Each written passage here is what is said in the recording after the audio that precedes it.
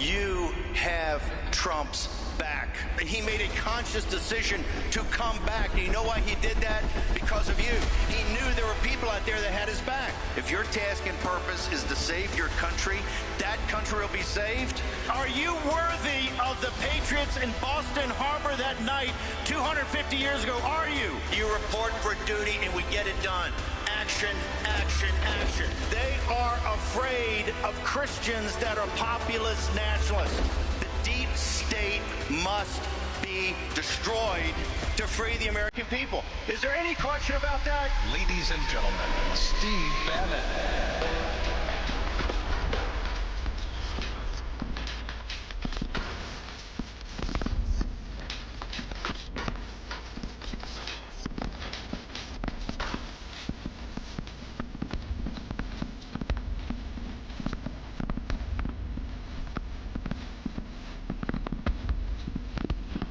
Thank you, thank you. We are at war. You know how we know this? You just heard Hawkins up here a few minutes ago, right? What did she say at the very moment Charlie Kirk was assassinated, at the University of Montana? They laughed in her face, right? Laughed in her face, and some guy goes, "Oh, we're at war." Charlie Kirk knew we were at war. Every time I've spoken at any event of Turning Point, I always start with that because Charlie Kirk knew one thing. He knew we were at war, and he knew we were going to be victorious if we didn't quit.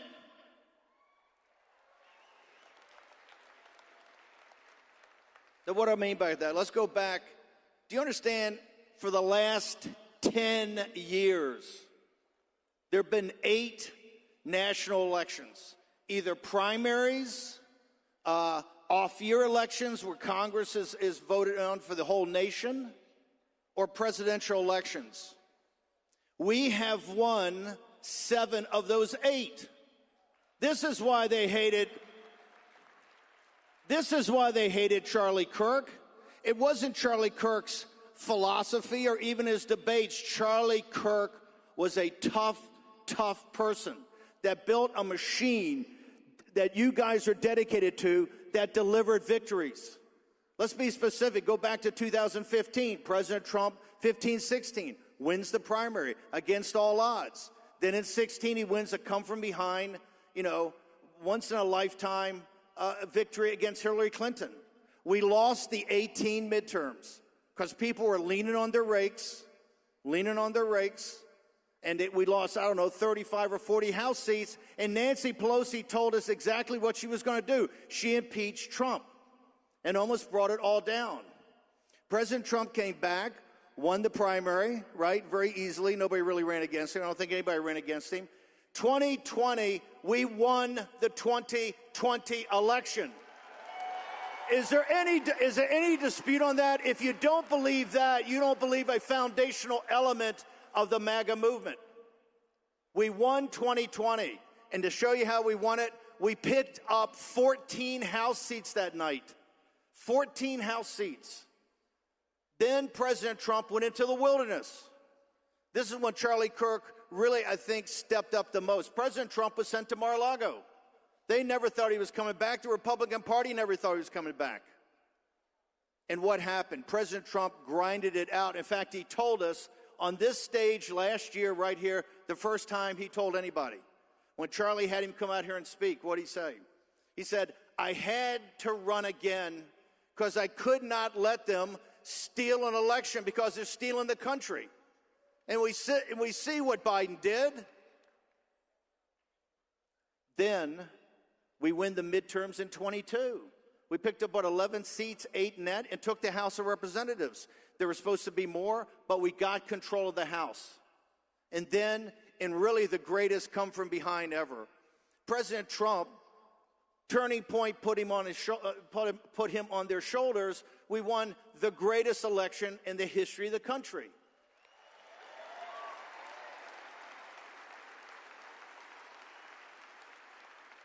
In 10 years, a decade, you've been beaten once when we leaned on our shovels. Charlie Kirk understood one thing. We are at war. It's a political war. It's a cold civil war.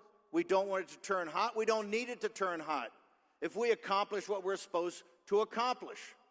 And we have won 7 of 8 national elections. The American people are with us as long as we get things done, as long as we accomplish the punch list that Rob Snyder talked about when he walked down this stage. That's what's incumbent upon us, and that's what the Republican establishment to date, because you can already see what they're doing in trying to block President Trump. You see this in Indianapolis. You see this in the redistricting. The Republican establishment think that President Trump's just a passing storm and that he's just going to fade away. And what they're going to try to do is co-opt Turning Point, because Charlie has built it into a massive political operation that cannot be beat. And the left knows that. It's one of the reasons, yes, I realize we haven't gone to trial yet. We don't know all the information. It looks like, at least the information we have out, it may be this guy, maybe not an organization in back of it. We don't know that yet because the evidence hasn't been put out. But Charlie Kirk is dead.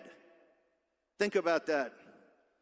The individual that's probably, I think, at his age, the greatest individual this country's produced politically, culturally, since the revolution.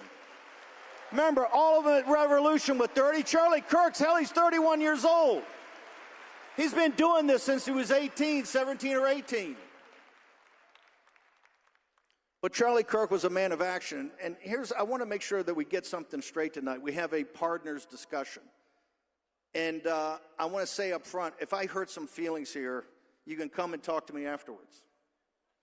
This whole thing that's gone on the last couple of days, some of the comments tonight, this is not about, this specific incident is not about freedom of speech or platforming or deplatforming.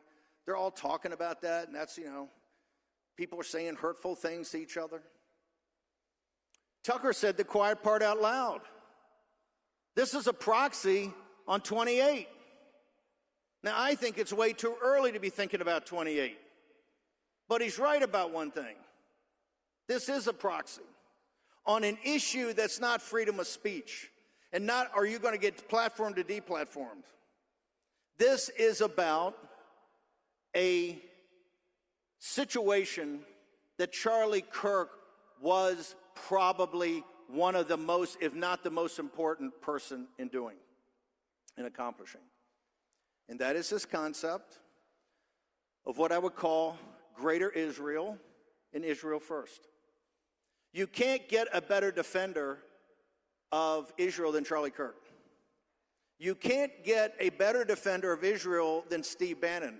At Breitbart, adamant, couldn't have a two-state solution. In the White House, I'm the one that pushed initially hard to move the embassy to Jerusalem. At War Room, ask all the War Room people that are here. Ask all the posse. We always talk about it, and we're one state, not a two-state. But that's about Israel. It's not about greater Israel, and it's not about Israel first. Charlie Kirk had some foundational beliefs. Those foundational beliefs are, number one, he's a populist nationalist. America makes its own decisions for America. And as a populist, the American people are the people that make those decisions. Now, Benji Shapiro sat up here last night, and he was all, it's all about the truth. Ben, I've known you a long time, brother. You can't handle the truth.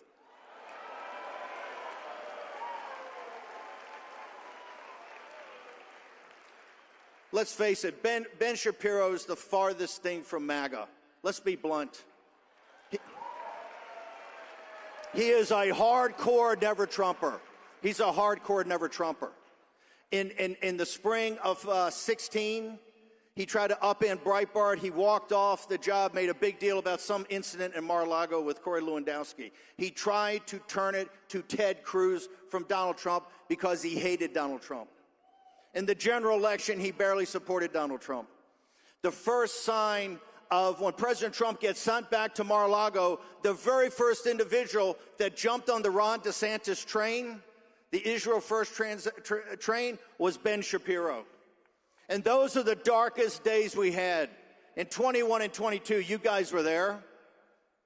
He's consistently been against Trump, and now that President Trump doesn't back the Greater Israel Project. What is Greater Israel? It's not about Israel itself. It's about an expansionist Israel, an imperial Israel that Netanyahu and that crowd have thought up. And the Israel First crowd is Ben Shapiro, Tel Aviv Mark Levin, and many others that want to put that ahead of America's interests.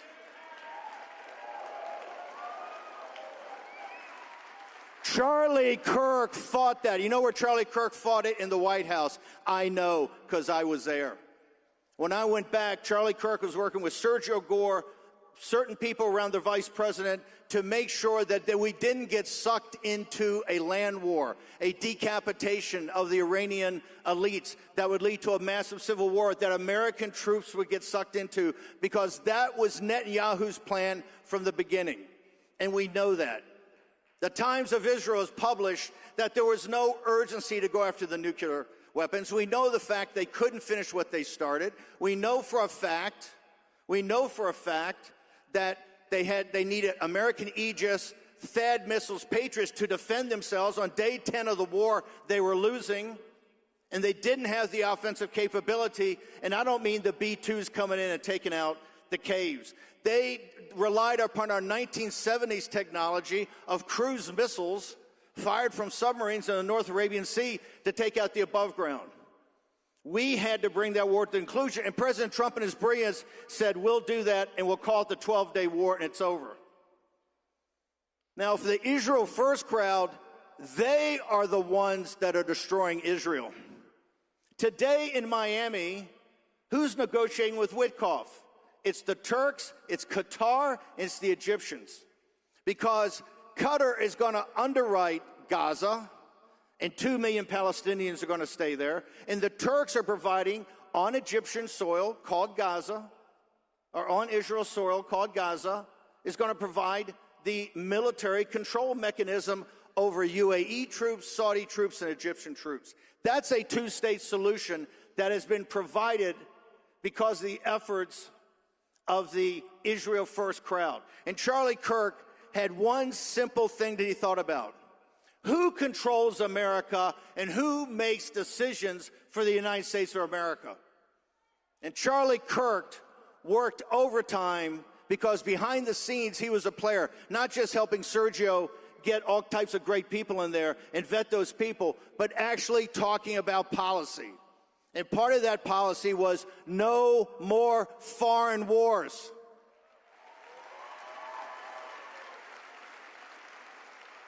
Charlie absolutely believed what I believe. The Middle East is a sideshow, and Israel's a sideshow to a sideshow. Now, voices out there that support Israel, like Laura Loomer and Rabbi Walicki and others, are coming forward and say, look, maybe Bannon and these guys are right. We don't want to take any more American money. We don't have any more American control. We want to go out and do what we want to do when we, the Israelis, feel they have to do it. I support that 100%. Israel needs its sovereignty. Israel needs to be independent. If Israel wants to take on Syria, go for it. If Israel wants to go into Lebanon, go for it. But not drag the United States of America into another endless war.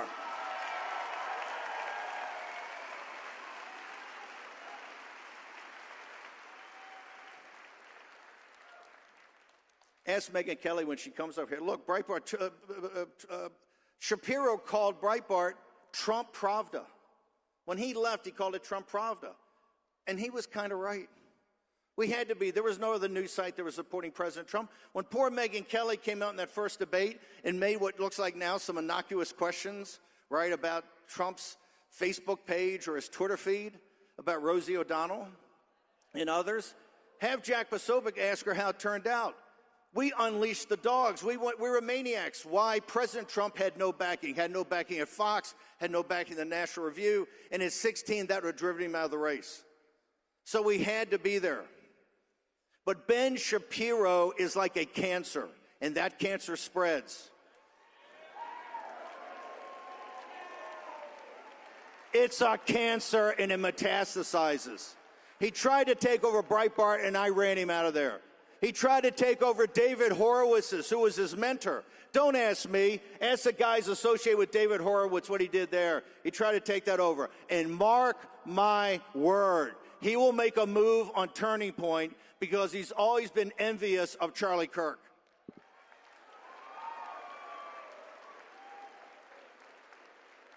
This is not about speech. It's not about deplatforming. This is about power politics.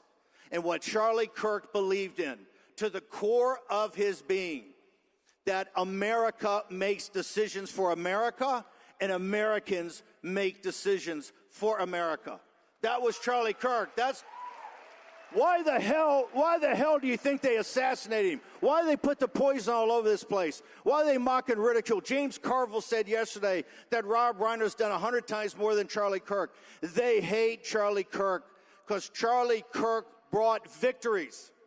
And with victory after victory after victory, that's when we can re-Christianize this country. What was Charlie Kirk's lesson?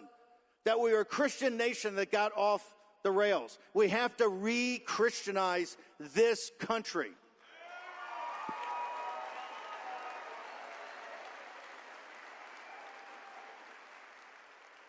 You are in the shadows of a giant, not just an American patriot and an American hero.